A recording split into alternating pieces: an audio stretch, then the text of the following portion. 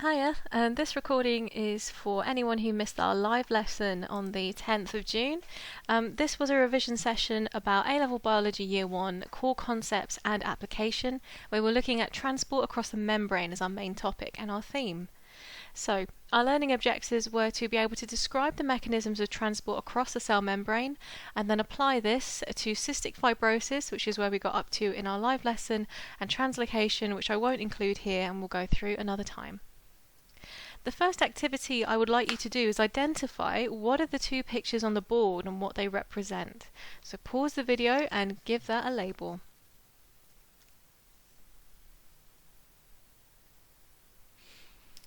Okay, hopefully we have pointed out that the top picture is a part of the cell membrane. We've got the phospholipid bilayer with all the different accessories it has, the different integral proteins running all the way through, such as channel proteins and carrier proteins. But you also have these peripheral ones that sit on one side of the membrane but not the other, including things like glycoproteins, carbohydrates, adding that glyco to the protein. Glycolipids, where you've got a sugar chain but attached to one of these phospholipid heads. You've got cholesterol in the membrane, and you have different proteins running through. So, looking at the bottom picture, we have a vesicle where we have the phospholipid bilayer curved round in a circle shape with a droplet or with a few molecules inside, like neurotransmitters or ions. It could be anything that's being transported in bulk, with the phospholipid heads arranged on the outside and the fatty acid tails on the inside, away from the water.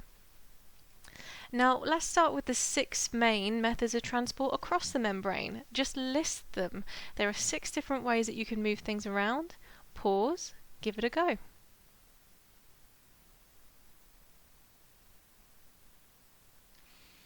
Okay, so we should have diffusion, facilitated diffusion, active transport, osmosis, endocytosis, and exocytosis. And what we're going to look at is what each of them do as an overall summary. So you've got this big old table here where you have the type of transport listed, the substance that's been moved, whether it requires integral proteins like protein channels or carrier proteins, ATP to provide energy, and which way the concentration gradient will go. Are we moving things down the concentration gradient from high to low, or up the concentration gradient from low to high? Again, pause for a moment and answer away.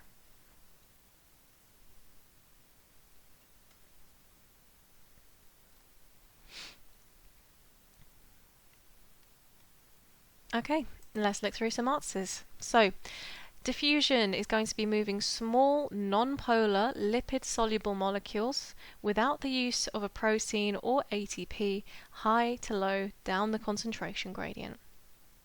Facilitated diffusion is much the same, apart from this time we're moving ions or water-soluble molecules that can't simply pass through the cell membrane. We do use either channel or carrier proteins, but without ATP because it's a passive process, down the concentration gradient from high to low. Next we have active transport, where again we're moving ions and specific molecules such as glucose using a carrier protein and ATP to go against the concentration gradient from low to high. Then we have osmosis, which we know is the movement of water molecules. And this doesn't require integral proteins all the time. It doesn't require ATP. Again, it's a passive process, but this time we're not talking about concentrated and dilute water. We're talking about moving from a high water potential to a low water potential. Finally, we have 2 definitions that we need to learn. Endocytosis is the bulk transport of substances where vesicles fuse with the cell membrane, bringing their contents inside the cell. Exocytosis is the opposite. It's about bulk transporting substances, but this time vesicles are going to fuse with the cell membrane, releasing their contents outside the cell. So we have endo moving in, and we have exo moving out. So let's look at some pictures and see if we can apply this knowledge to an image based on the concentration gradient alone and the channel proteins involved. So here we have the cell membrane with a protein showing the direction of movement down a concentration gradient. What process do you think this is? It is facilitated diffusion, and we know this because we have an integral protein and there's no ATP anywhere, so it's a passive process. Now we have the next one where we've got our phospholipid bilayer and we have molecules just moving down. And this is through passive diffusion. It's not through an integral protein. There is no protein channel which the ions are moving through. It is purely a passive process. Now this time we have some molecules of water passing through the membrane. And this is osmosis because we're moving water molecules down the water potential across a partially permeable membrane. Let's have a couple more. So we've got this one this time. We've got ATP breaking into ADP and releasing some phosphate groups. You've got a little arrow showing that we're going this way along the concentration gradient. And it is active transport because we have an integral protein. We have ATP in use and it's going against, you can see those little blue bubbles showing the molecule moving towards an area of higher concentration from an area of lower concentration. So our last one is this, where we have an arrow being driven upwards. And we don't have ATP. We do have a protein channel going all the way through that phospholipid bilayer, which means it's facilitated diffusion. So even though it moved in the same direction as our previous picture for active transport, this is just to show you that we shouldn't be predicting things based on what previous answers have been. We want to look at the information in front of us and make our decisions. So there's an integral protein, it's passive, this tells us what we need to know. So let's look at how it's applied in a few instances of cystic fibrosis. And we need to do a quick recap first. What does the ENAC, the ENaC, and the CFTR do? You have two pictures that show where they're positioned, and you've got ENaC in white and CFTR in yellow on the left hand side. What are they about? Okay, so we have sodium being moved through the ENaC channel, allowing the ions to go across the apical membrane, and you can see that the sodium is entering on this side. And the CFTR channel is going to allow chloride ions, or Cl-, to move across the apical membrane, the top membrane, so it could go either way. Next, we need to see what happens when we have a normal healthy body with excess water and we have these 5 different transport processes. So based on the activities that we've done and the recap we've had, we can look at each of them and we can work out what is happening if they're using a purple thing here shown as a protein channel, if it's just water moving through, what is going on from 1 to 5. So I want you to pause the video and just tell me, is it active transport, facilitated diffusion, osmosis, simple diffusion? Write it down and we'll have a look through.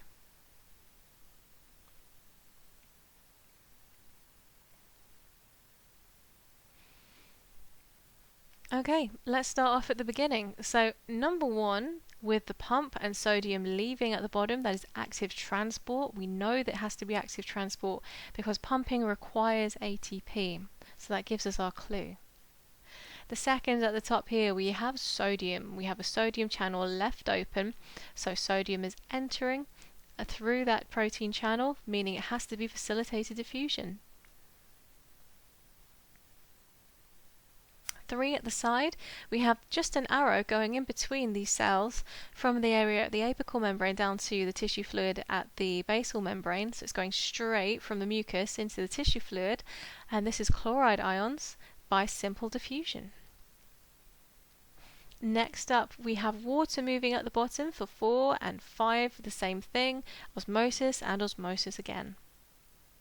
So what you can do now is start to explain what is happening in terms of cystic fibrosis now that we're familiar with the simple transport processes involved. And a very good way to do this is to break it down into different pieces. So if we look at number 1 at the bottom here, where we have sodium ions being pumped out, we can need to say what is moving, so sodium ions. We need to describe where it is moving from and to, so we can say from the cell into the tissue fluid, and how it is moving, and we can match that up as a pump to active transport. And because it's active transport, we know that it's moving against the concentration gradient from an area of low sodium concentration to an area of higher sodium concentration. And we can do that for labels 2, 3, 4 and 5 to explain what's happening. And what we need to pay attention to in particular is that these chloride ions carry a negative charge. These sodium ions that are accumulating at the bottom here in the tissue fluid have a positive charge. So what else in addition to diffusion might be drawing them down? So pause the video here, write a sentence explaining what's happening in each step, 1 to 5, showing what, where and how.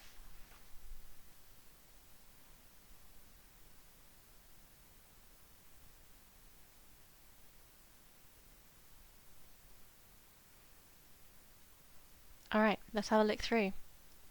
So there's a summary version that will appear in these boxes on the right hand side, but we can of course talk about it in much more detail. So before the summary was sodium ions are actively pumped across the basal membrane into the tissue fluid by active transport from an area of low sodium ion concentration to an area of high sodium ion concentration. The next one is involving this ENaC channel up here. And we know this is through facilitated diffusion. So we can say sodium ions diffuse through the sodium ion channels in the apical membrane from an area of higher concentration in the mucus to an area of lower concentration in the cell. Next up we're looking at 3, which is shown over here. Remember we said there is more than just simple diffusion happening. We have to bear in mind the charges. So chloride ions are going to diffuse from an area of high concentration to an area of low concentration down the electrical gradient because they are attracted to the positively charged sodium which is at the bottom. Now we've got lots of chloride ions, we've got lots of sodium ions in this tissue fluid layer, and we have 4 showing that water is leaving. So water is drawn out of cells by osmosis due to the high salt, the high solute concentration found in the tissue fluid.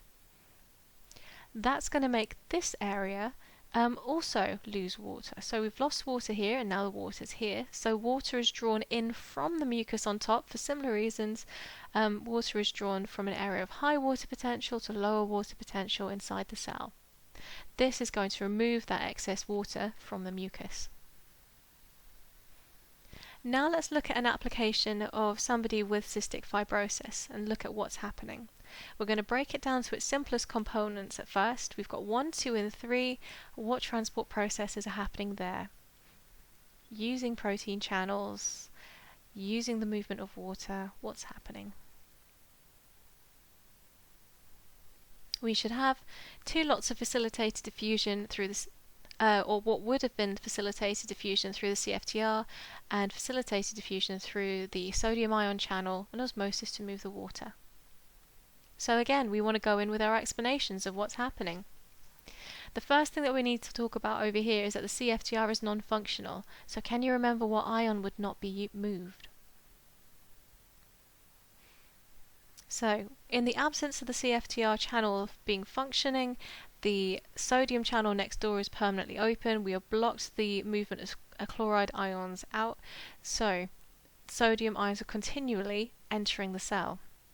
If you have a lot of sodium ions entering and accumulating inside, this is going to draw water in from above because we've set up a low water potential area where there's lots and lots of solute, so water is continually removed from the mucus.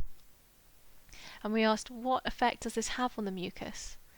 And the answer would be that it is more viscous, more sticky, or more thicker. So let's apply this to an exam question, which has been highlighted a bit already. Mutations in the genetic material such as DNA often result in the formation of new alleles. There are more than 1,500 mutations that have been found for the gene that codes for the production of the CFTR channel protein. Some of these mutations cause cystic fibrosis by affecting the production or functioning of the CFTR channel protein. If the functioning of the CFTR channel protein is impaired, thicker mucus is produced in the lungs. Explain why thicker mucus is produced if the functioning of the CFTR channel protein is impaired, and that's for 2 marks. Now the questions I asked were, does this mean that we have to talk about everything that happens when you've got the thick mucus? And our answer there is no. The stage that we're interested in is the production. And the production of thick mucus happens because something happens to the water.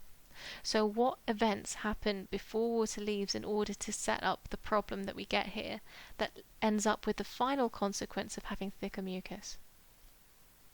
2 marks, 2 minutes, give it a go.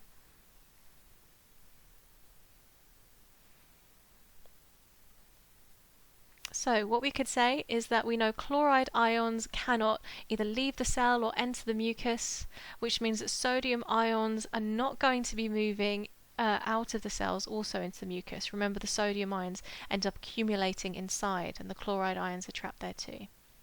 This creates an area of very low water potential, therefore water is going to be moving into the cells or out of the mucus by osmosis. There's your 2 marks. As a final wrap up, to give us a bit more information, a bit more background, we have another question. So, another mutation reduces the quantity of CFTR protein in the membranes. Explain the effects of having smaller quantities of CFTR protein in the membranes. So the CFTR protein is functional, but it is not there as much. There are less of them. We need 5 marks, we can see, of any of the following in order to get your 5 points. Pause your video, try and summarize the effect of the CFTR mutations have on the mucus in the lungs and other systems.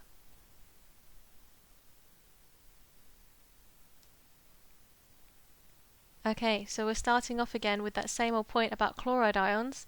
Less of them are going to be transported across the cell membrane and out of the cell. This means that the sodium ion channels are going to be less regulated. So this means, again, more water is moving from the cell into the mucus by osmosis. A consequence of this means that the mucus is going to be more viscous, more sticky or thicker, and cilia are going to be unable to remove the mucus. They can't beat very well. The final result is that there's going to be blockages in your airways, in your reproductive tracts, and in your ducts. So, score yourself out of 5, please. If you're in my class, feel free to send me an email and let me know if you have any questions.